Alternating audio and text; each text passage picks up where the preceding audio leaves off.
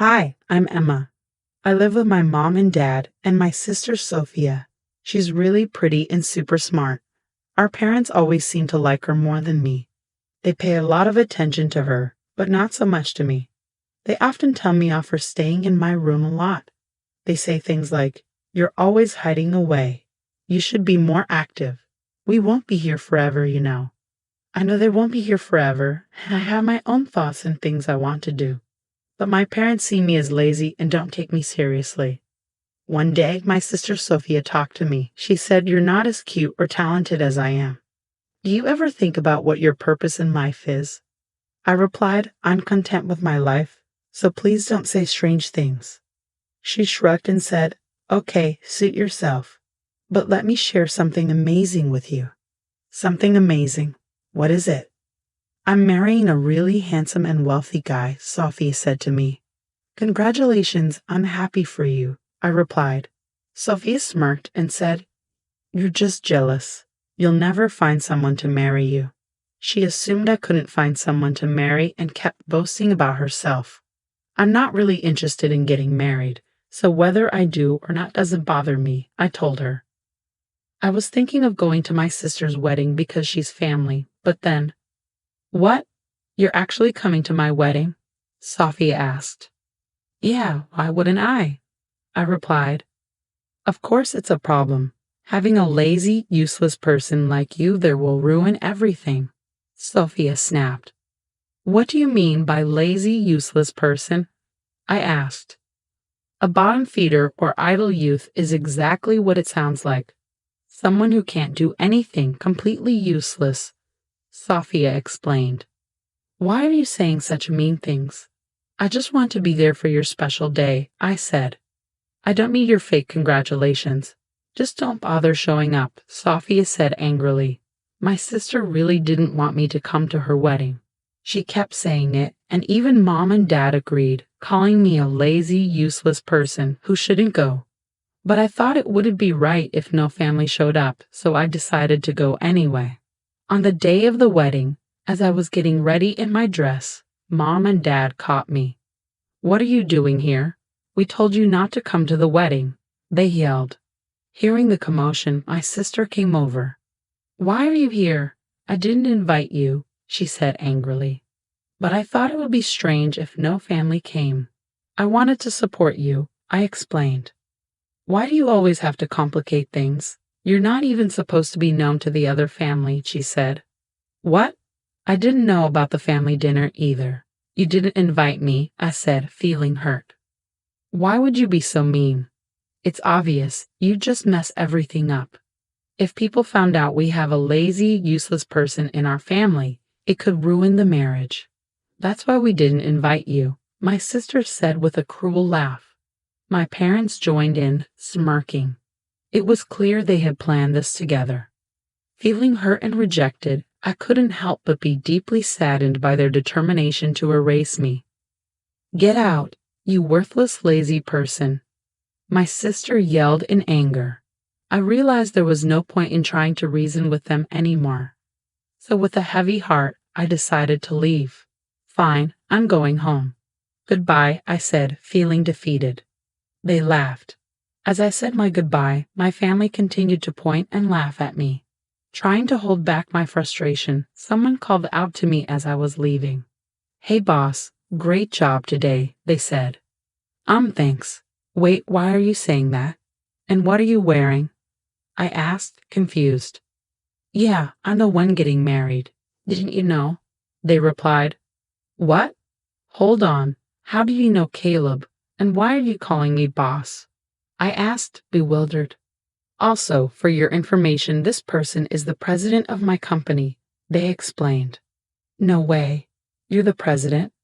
I exclaimed, shocked. "And what's your connection with Sophia?" they asked. "She's my sister," I replied. "What? Sophia is your sister, but I didn't see you at the family greeting," Caleb said, surprised. "Well, my sister didn't take me to the greeting," I explained. "Why would she do that?" Caleb asked, puzzled. "She thought I was just a lazy, useless person," I replied. "Sophia, is this true?" Caleb questioned my sister. while she's always in her room staring at her computer. I didn't think she was doing anything important, my sister replied, sounding unsure. But Caleb wasn't having it. Don't joke around. The boss gives us precise instructions from home. She's a skilled executive, Caleb said angrily, making my sister realize the mistake she had made. I didn't know, Emma. I'm sorry. I never thought. My sister Sophia stammered, realizing her mistake. It's okay, sister. I understand now, I reassured her. I'm going home. I'll call for the limousine. A limousine? That's a fancy car, Caleb exclaimed, surprised. Boss, you're leaving? Caleb asked, concerned. Yes, it seems I'm not welcome here, I replied, feeling hurt. Hey, what are you doing, Sophia? How dare you speak to the boss like that? Caleb scolded my sister, growing angry. But I didn't know. How can you blame me for not knowing? Sophie defended herself, sounding remorseful. Ignorance is no excuse, boss. I apologize for Sophia's rudeness, Caleb said, taking responsibility. It's all right. She's my family, so you don't have to apologize, I reassured him. No, I'll take responsibility and call off the marriage with Sophia, Caleb declared. What? Caleb, what are you saying? Sophia exclaimed, surprised. Quiet. I can't forgive someone who disrespects the boss. Caleb snapped, his anger evident. Why are you so upset? Yes, I said hurtful things to Emma, but why is it affecting you so much? Sophia asked, confused. You see, I owe a lot to the boss. I've had trouble finding steady work. My job history was a mess, and I was struggling to get hired anywhere. The only offers I was getting were from companies that didn't treat their workers well, making them work in unfair conditions. Just when I was about to give up and accept one of those jobs, I received an interview at the boss's company, Caleb explained. Caleb was talking about when he first got hired at my company. It brings back memories. I remember that happening, I said, reflecting on the past. The boss said she wanted to see me, not just my resume. After chatting for a while, she understood who I was and hired me. The boss's company offers fair working conditions and treats me well. So the boss changed my life, Caleb explained. Is that so? I didn't know. What a wonderful story, my sister replied, trying to win Caleb's favor. However, Caleb saw through her attempt and became even angrier. It's clear you're trying to manipulate me, but I won't forgive the disrespect you showed to the boss, Caleb said sternly, causing my sister to tremble in fear of his genuine anger. Please don't cancel the wedding. Come on, father, mother, say something, my sister pleaded, seeking support from our parents. But they remained silent, unwilling to intervene. We didn't mean to blame Emma as much as Sophia did. That's right, this is all your own doing. My father finally spoke up, shifting the blame onto my sister. What? Well, then the wedding is off, my sister exclaimed, tears streaming down her face as she screamed in frustration. Caleb remained calm as he explained the consequences of canceling the wedding. If we cancel the wedding, there will be a cancellation fee. If we cancel on the same day, it will be 100%, Caleb explained calmly. What? 100%? How much money is that? My sister asked, shocked. Well, the total cost of the wedding was $30,000, so it would be $30,000, Caleb replied calmly. What? I have to pay $30,000 even if it's canceled, my sister exclaimed, feeling the weight of the situation. That's how cancellation fees work, Caleb explained matter-of-factly. No way. Then we should just go ahead with the wedding, my sister suggested, trying to find a solution. Sorry, but I can't do that. I can't forgive what you said to the boss, and I fear you might continue to be abusive if we got married. I can't live with someone like that, Caleb explained, his tone firm. Dangerous? My sister questioned, feeling hurt. Han, please, my mother interjected, trying to calm the situation. What do you think, boss? Caleb asked me, seeking my opinion. She's saying this now, but she's just telling you what you want to hear to get through this situation. I replied calmly. If you get married, she'll likely start mistreating you too, criticizing you for not doing enough housework even though you're working, or complaining about the challenges of being a homemaker and expecting you to do all the chores. I see. Then it's better to call off the marriage, Caleb concluded, understanding the situation. Hey, don't say such unnecessary things. I almost had him convinced. My sister protested, feeling frustrated. Did you hear that? She said, convinced. That's not a word you use with someone you're planning to marry, is it? I pointed out, highlighting the lack of genuine commitment in my sister's words. I think so. I think it's better to call off the marriage or go change, Caleb said and walked away. Wait, Caleb, don't go, my sister pleaded, panicking. Emma, what have you done? My wedding is ruined. Don't blame me. This is your own doing. You brought this upon yourself, I retorted, feeling frustrated. If you hadn't insisted on me not coming to the wedding in the first place, none of this would have happened. It's your responsibility. Bring Caleb back right now, my sister demanded angrily. I understand how you feel, but Caleb seems to have lost his desire to marry. If you proceed with the wedding in this state, it will only bring pain to both of you. I think it's best to call it off, I advised. What should I do then? Did you hear about the cancellation fee? $30,000 is a huge amount, my sister exclaimed, worried about the financial implications. Yes, it's a significant sum. Even if we split the cancellation fee, it's still $15,000. And if they blame me for the cancellation, I might end up having to pay the entire amount, I explained, realizing the financial burden. Well, that's a possibility, but what choice do you have? You've brought this upon yourself, I pointed out. Hey, I just said some harsh words. Is it really worth canceling the wedding over that?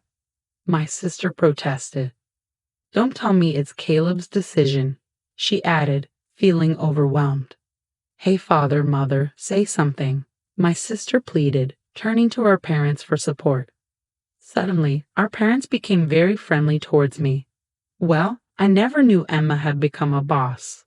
Oh my, as a mother, I'm so proud, my mother exclaimed. No, I always believed in Emma. She's a real go-getter. From now on, let's rely on Emma's money, my father added, relying on my financial success. You must be joking, I retorted.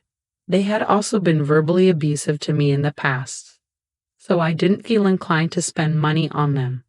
Sorry, but I don't want to live with my family anymore. I'm going home now to look for an apartment to live alone, I declared, feeling fed up with the situation. What? Why? We've been living together all this time. Why do you suddenly want to live alone? My sister asked, confused. I lived with you because I believed in the concept of family bonds. I hoped that by living together, you might eventually understand my job. But the reality was different. You never understood my work and even insulted me. And now you want to rely on my money? Would anyone want to live with people like that? I explained, feeling hurt and frustrated. I understand. I'm sorry. From now on, I'll cherish you. Please continue living with us, okay? My sister apologized, hoping to mend our relationship. I said no, didn't I? I don't want to live with you anymore, I replied firmly, standing by my decision. Despite my refusal, father and mother continued to insist, refusing to accept my choice. What if we kick Sophia out of the house? Then you'll live with us, right? My father suggested, surprising everyone with his proposal. What? Wait, father, what are you saying? My sister protested, feeling shocked and hurt by his words. Shut up. I was a fool to expect anything from you. We'd be better off living with Emma than with you, my father snapped angrily, showing his disappointment in my sister. It was the moment my father abandoned my sister, and as a family member, I couldn't bear to witness such cruelty. Father, just so you know, I detest people who abandon others so easily the most, I stated firmly, expressing my disapproval. What? What are you saying? My father asked, taken aback by my words. People like that will eventually betray my trust too, so I can't live with them, I explained. No way, my father exclaimed, realizing the consequences of his actions. Hey, you idiot husband. Why can't you convince her to stay? My sister scolded Caleb. Shut up, Caleb snapped in frustration. As my parents continued to argue, Caleb returned, now dressed in casual clothes. What's going on? Are you still fighting? Caleb asked, puzzled by the commotion. Caleb, I can't believe you actually went to change, my sister remarked, surprised. I told you I would, didn't I? What's going on? Caleb replied, confused. Are you really going to cancel the wedding? I hate this. Why is this happening? My sister lamented, feeling overwhelmed by the situation. Yeah, just so you know, you're the reason for all this, so you'll have to pay the entire cancellation fee. I've already discussed it with our parents, I stated firmly. What? That's not fair. It's not solely my fault, is it? My sister protested. Sis, no matter how you look at it, the blame falls on you, I replied, feeling frustrated. Hey, you be quiet. How dare you tell the boss to be quiet? I won't tolerate any more insults to the boss. Caleb intervened, defending me. Wait, please calm down, my sister pleaded, trying to diffuse the tension. Boss, did you call the limo yet? Caleb asked me. No, I got caught up in a conversation and forgot, I admitted. Then I'll call it. I need to go home too, Caleb said, taking action. Wait a minute. Please reconsider, my sister pleaded once again, hoping for a change of heart. What's there to reconsider? I don't love you anymore, my sister replied sadly. Don't say that. It was my fault. I promise I won't say anything terrible to Emma again. My sister pleaded, trying to make amends. We've had this conversation many times. Enough already, I replied, feeling weary of the repeated apologies. Boss, I've called the limo. It'll be here soon, Caleb informed me. Then let's wait outside. I'll go change too, I said, ready to leave. Wait, Emma, let's talk. My sister called out, hoping for a chance to reconcile. There's nothing to talk about, I replied firmly, determined to leave the situation behind. Wait, Emma, father and mother are begging too. Without you, we'll have to rely on Sophia's money, my sister pleaded. But Sophia will have to pay the cancellation fee and might run out of money. We won't be able to live comfortably, I countered, concerned about our financial stability. Father, mother, if you need money, why don't you consider getting a part-time job or something? I suggested. No way. I don't want to work at this age, my father protested. It's okay. There are people working even in their 70s and you're both still in your 60s, right? You're still energetic, I reasoned. That's not the problem. My body feels heavy and it's hard to move. And you expect me to work? My father complained. Yes, no way. My mother added, agreeing with my father's sentiments. Are we done here? I'm going to change, so don't talk to me anymore. After I get home, I'll pack my bags and stay at a hotel for now. I have no intention of dealing with you ever again, I declared firmly. Hey, wait for me. Please don't go. Don't abandon us. Emma. My sister and parents pleaded desperately, but I didn't stop. Ignoring their cries, I quickly changed and left the venue. Caleb's limo took me home, where I packed my bags and headed to a hotel. There, I searched for apartments, signed a lease right away, and completely cut ties with my family. As a consequence of canceling the wedding, Sophia had to pay the $30,000 cancellation fee, and my parents were so angry that they disowned her. In the end, they ran out of money and had to work part-time jobs. Sophia, having nowhere else to go, began living as a gig worker. Meanwhile, I focused on growing my company, increasing my income, and living happily ever after, free from the toxicity of my family.